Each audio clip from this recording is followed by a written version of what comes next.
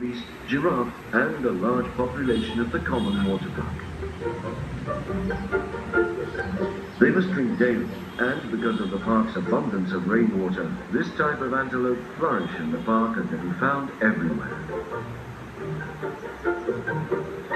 But the highlight of any trip to Sadani must be a boat trip on the Wami River, which has its source in the middle of Tanzania and makes its way east to enter the Indian Ocean in Sudan.